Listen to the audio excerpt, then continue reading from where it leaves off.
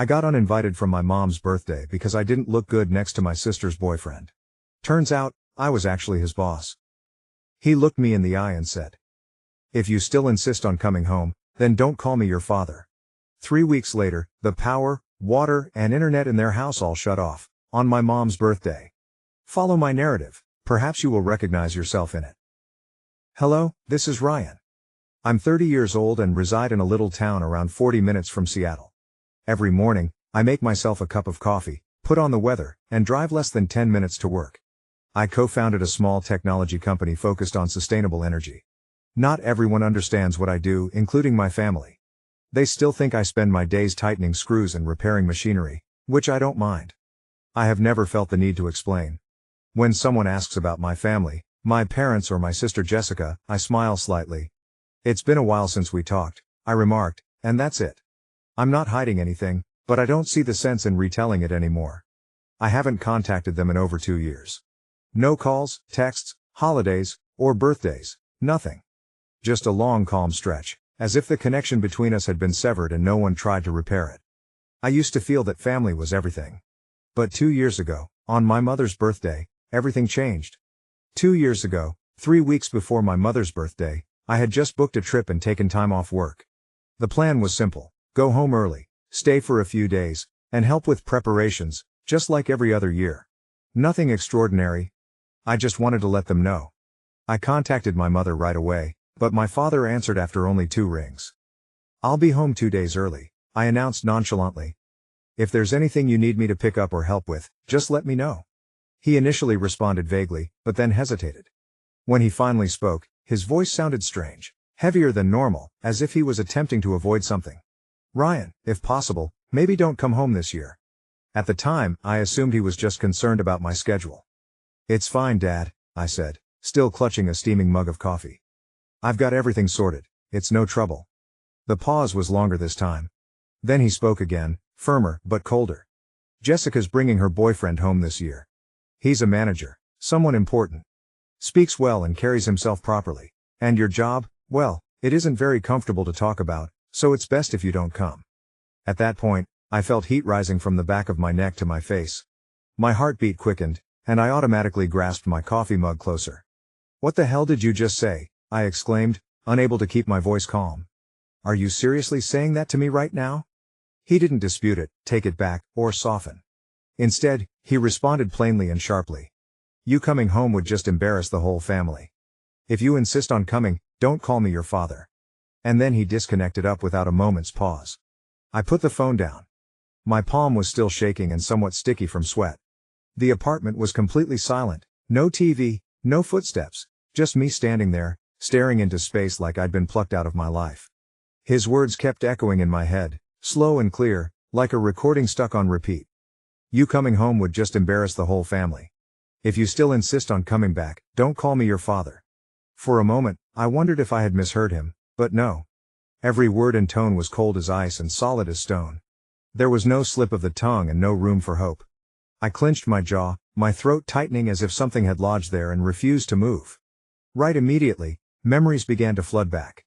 I silently paid all of their bills, including electricity, water, and internet, for more than 2 years. Nobody ever mentioned anything, and now they're calling me the family's shame. I quickly took up my phone, my hands still slightly trembling, despite the fact that my mind had begun to cool. I opened the banking app and went down to see my transaction history. My only purpose was to see how much I had spent on my family over the previous 2 years. I needed a number for my power bill, water bill, and internet service, every month, without fail. Each payment was handled on schedule and automatically deducted from my account. For 2 years in a row, nearly $400 per month has been paid without fail. I gently scrolled to the very bottom. Total amount spent, $9,842.17. I stared at that number for a few more seconds, not because I was astonished, but because something inside my chest had suddenly settled. Not grief, not even fury, but just empty space. Nearly $10,000, and now they label me the family's shame. As I glanced at the enormous list of bank transactions, a silent question arose, one that no one in my family had posed in 30 years. Has Jessica ever done as much for our parents as I have? It was not jealousy, and I was not looking for credit.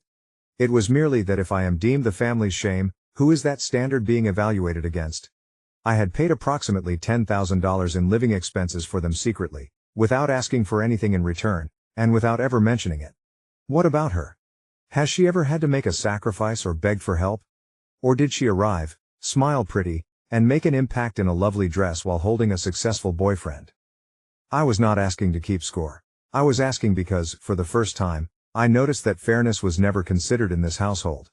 I'd grown accustomed to standing on the sidelines since I was a child.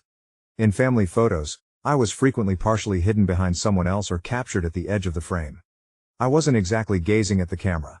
Nobody ever told me to step aside, but I always did. Jessica was at the center of every important event in our family, from birthdays and graduations to her breakups. There was always a reason for everyone to band together, console, and celebrate her. I can't recall the last time somebody inquired if I was okay. Jessica is 2 years older than me, but the difference between us was never about age. She was the hope, the future-oriented child that our parents proudly mentioned when relatives visited. And me? In the same talks, if I was mentioned at all, it was as a short footnote. Ryan. Oh, he's fine. I believe he works in technology. I used to believe that if I worked hard enough, remained out of trouble, and quietly handled everything, they'd eventually see me. However, they didn't. It turns out that when you're used to being invisible, nobody notices when you leave. I began covering my parents' utility costs, electricity, water, and internet, nearly 2 years ago. My mother called first, and everything started there.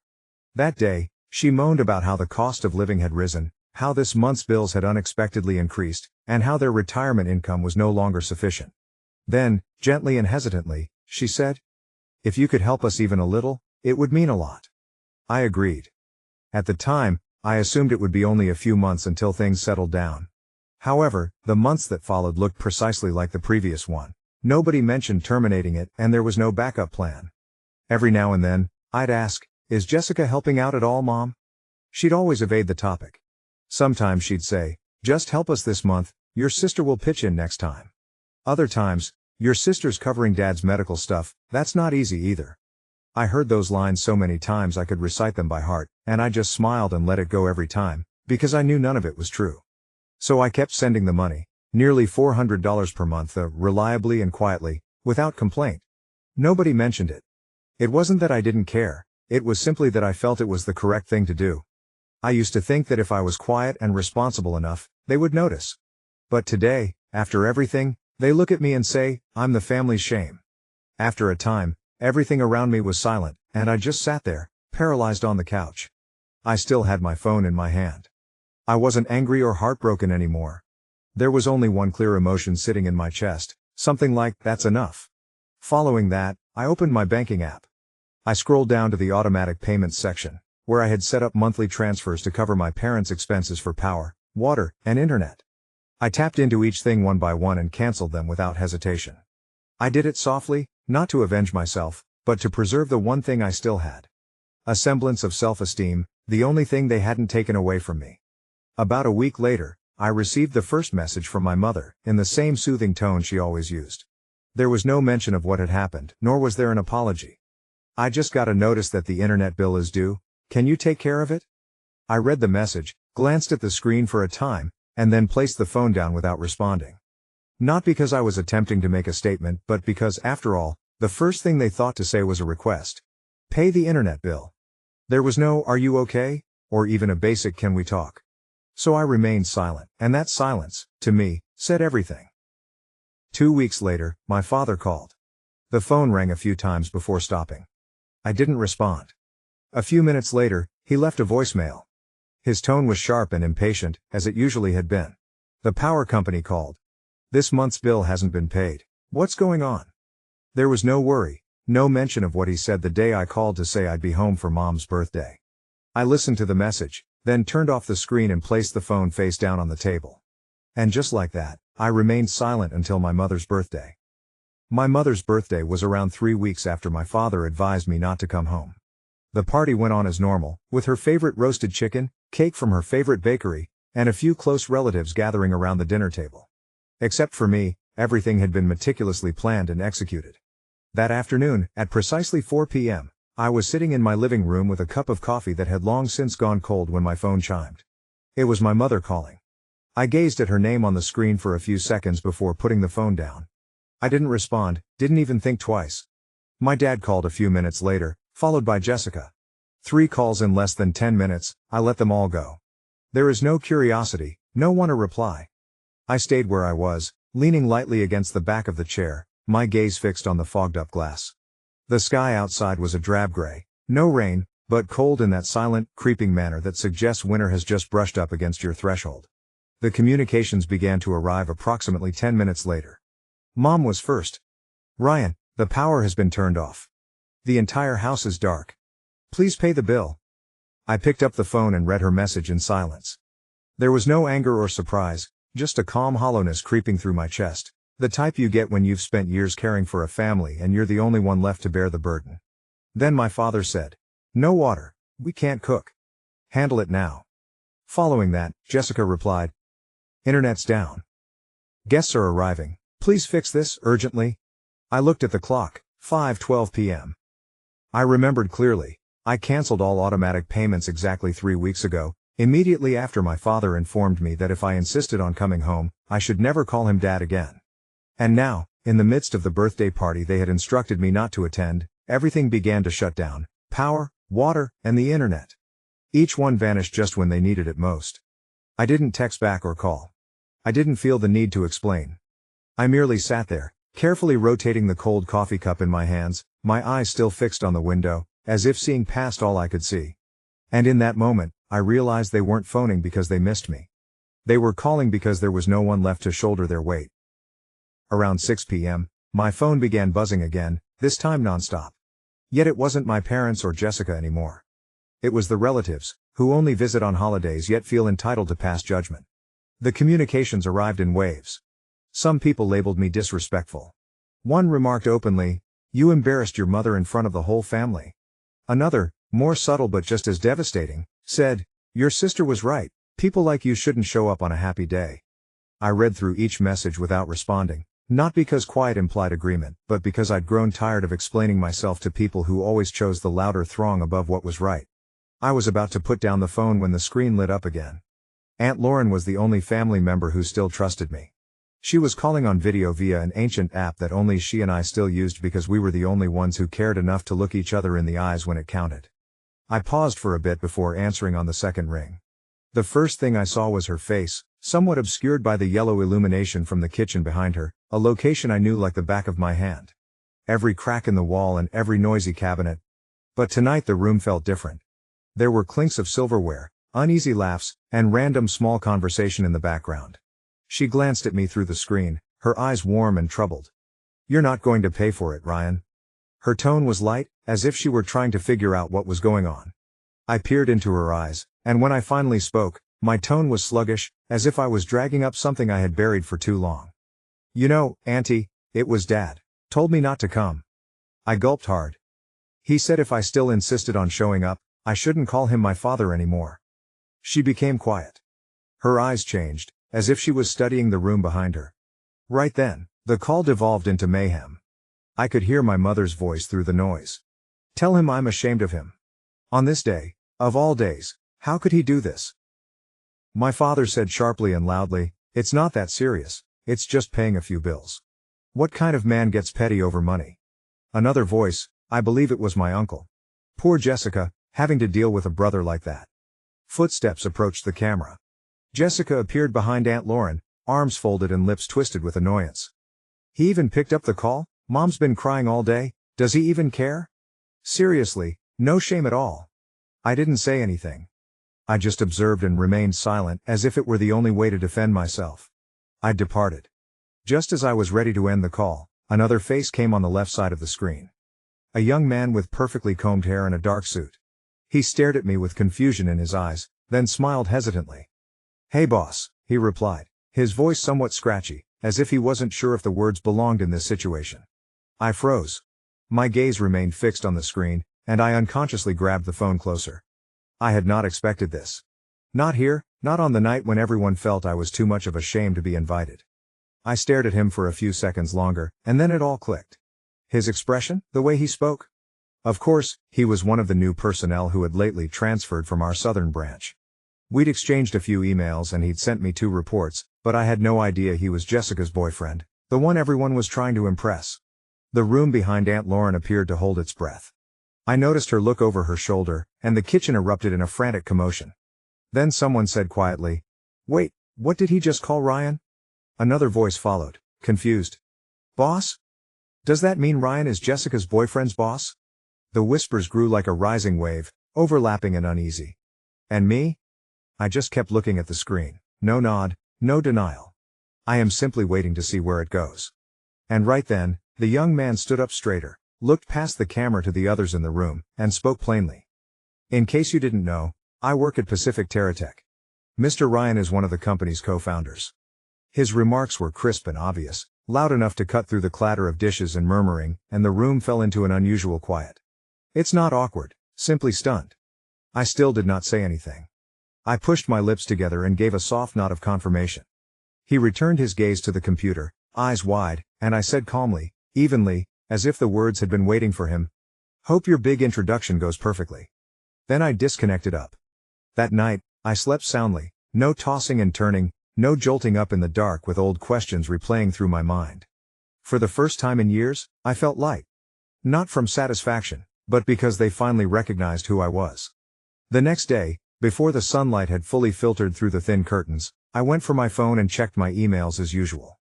A few meeting reminders, a couple of accounting comments, and then I noticed a name I didn't recognize in the from field. Hudson Kane. I opened the email. The first line struck me immediately. "I'm sorry, I didn't know you were Jessica's brother. I've always respected you at the company." I arched an eyebrow, leaned into the pillow, and continued reading. Hudson wrote that he had been truly astonished to discover of the family link between me and Jessica, and then without sidestepping or softening it, he stated, "I didn't expect her to be like that. I'll be ending this relationship. Thank you for not putting me on the spot before everyone." I laid the phone on my chest and closed my eyes briefly.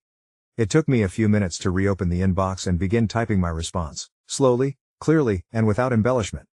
"Hudson, that's your matter. I don't expect anyone to make decisions to stay in my good graces. Think carefully before you do anything. And for the record, I don't bring family into the workplace." I pressed send. No more thought, no lingering emotion. For me, that was sufficient. Some things, once clarified, I don't require anything else. Around 10 a.m., while I was winding up a meeting with the department heads and taking notes, my phone rang in my pocket. I pulled it out and saw the name Jessica, my sister. I stared at it for a few seconds before hitting decline, not out of rage, not to make a point, but simply because I'd had enough of apologies that only appeared after everything had already come apart. Within 5 minutes, a message arrived. "I'm sorry. I didn't think Hudson would change like that. You're his boss. If you said something, I'm sure he'd listen. Please talk to him. Ask him to come back to me." After reading it, I approached the hallway window and leaned against it. I reviewed the message several times before typing my response, which was neither too long nor too short for her to understand. "Hudson didn't leave because I told him to. He left because of how you live, how you treat people, how you look down on what you don't understand, and how you always assume that with a soft enough voice you can steer anyone." I pressed send, put the phone back in my pocket, and returned to my desk. However, less than a minute later, another message arrived. "I know I messed up.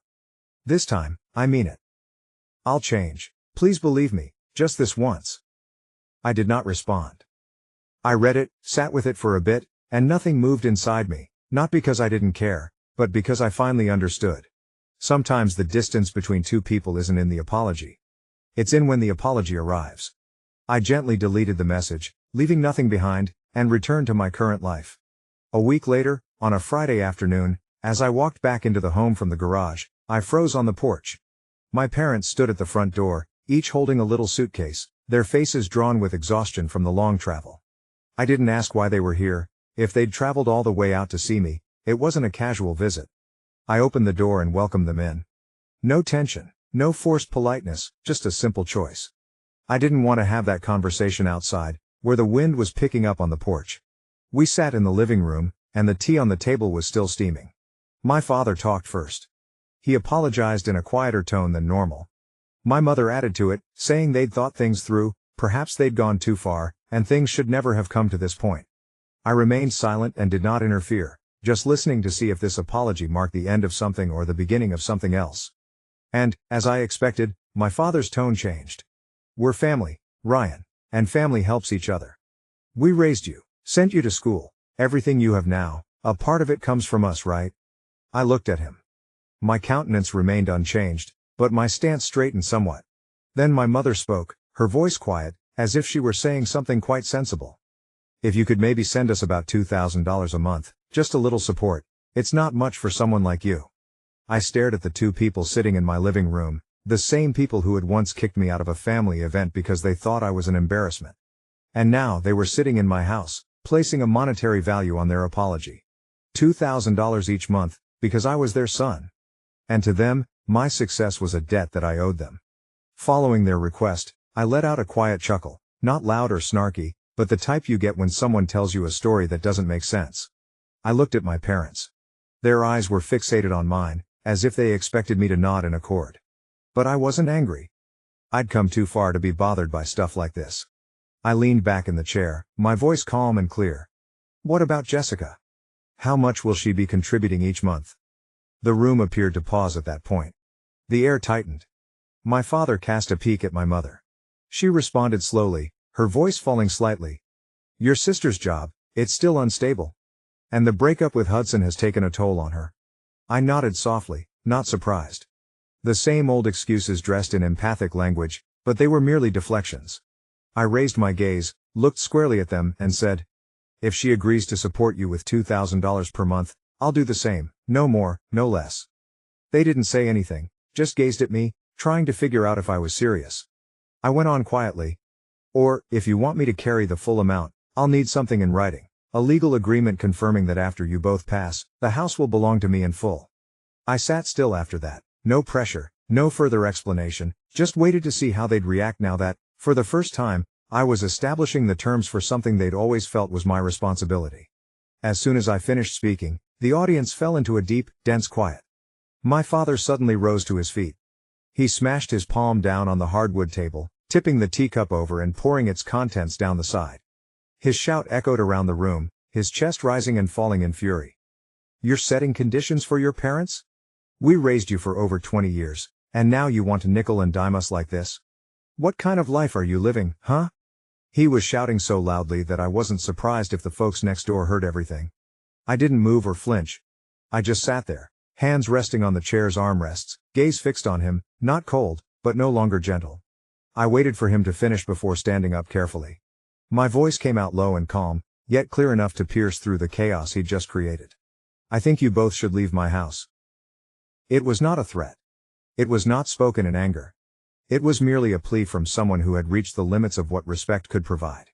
No one said anything else, only the sound of baggage dragging across the hardwood floor and the door clicking shut behind them, quieter than all they had just left inside me. It's been 2 years since I last saw them, right here in my own home. I did not ban their phone numbers, change my email address, or cut them off totally. I stopped reaching out and waited. I waited to see if they would still consider me a member of the family after I was no longer under the shadow of duty and obligation. In the past 2 years, there has been no call or message inquiring how I've been, no mention of birthdays, health, or even a basic "how are you doing?" I used to believe that one day, they will change. However, I've realized that not everyone changes, especially those who have never recognized they were wrong in the first place. I still live here, work, and go about my daily existence. The only difference is that I no longer allow myself to be an emotional ATM, eager to give and be damaged in the name of obligation. And if there's one thing I've learned from all of this, it's that family is not a place where people can demand kindness and call it love. A real family is one in which you are valued as a person regardless of what you have to offer. Not as a wallet, not as a backup plan. Not as a last resort when everything else fails. And before I end this chapter, I'd like to ask you a question. Was I wrong to decide not to return? For refusing to assist my parents with $2,000 per month, despite the fact that they are now elderly and reared me. I used to believe that my family could fix anything. But after being treated like a stranger in my own home more times than I can count, I chose to stand up and break the cycle. Was I overly cold? Perhaps I was finally learning to appreciate myself at the perfect time. Please leave your opinions below. I sincerely want to hear from you, whether you agree or disagree. If the tale resonated with you, please subscribe to help support the channel. There are still many stories waiting to be told and heard. Take care, and see you in the next one. Thank you for staying till the end. Thank you for watching. If you haven't subscribed yet, please do so and hit the notification bell to stay updated with more shocking real-life stories happening around you.